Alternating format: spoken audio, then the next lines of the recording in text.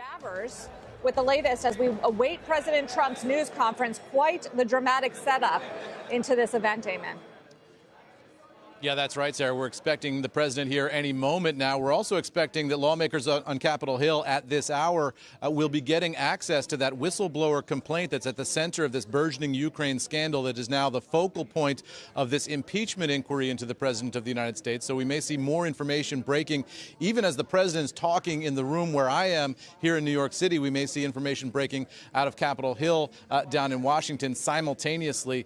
We've also got a couple of other balls in the air to tell you about. One is this denial here now from the acting director of national intelligence of that earlier Washington Post report. We brought to you that a source familiar with had confirmed that report to NBC News. Now, the acting director of national intelligence, Joseph McGuire, has put out a statement saying, "At no time have I considered resigning my position since assuming this role on August 16th, 2019. I have never quit anything in my life, and I'm not going to start now. I am committed to leading the intelligence community to address the diverse and complex threats facing our nation." So that sets up a dramatic moment on Thursday when he's expected to appear on Capitol Hill. And of course, the president now has the opportunity to answer a host of questions from the White House press corps. This is a packed house here in the room for the president of the United States.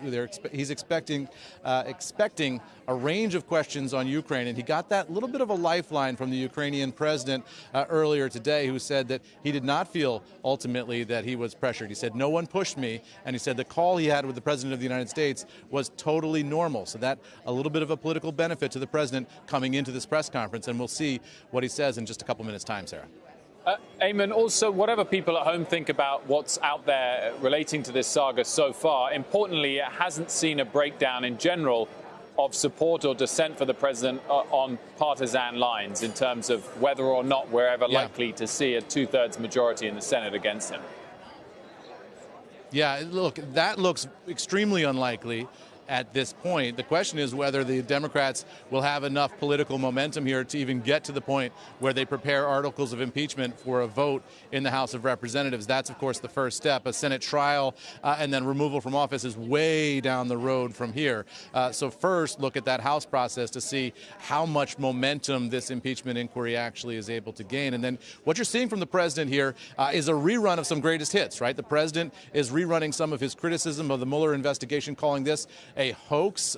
He's also been saying this is presidential harassment. Those were some of the exact lines he used to criticize the Mueller investigation, now using that to criticize this Ukraine investigation up on Capitol Hill.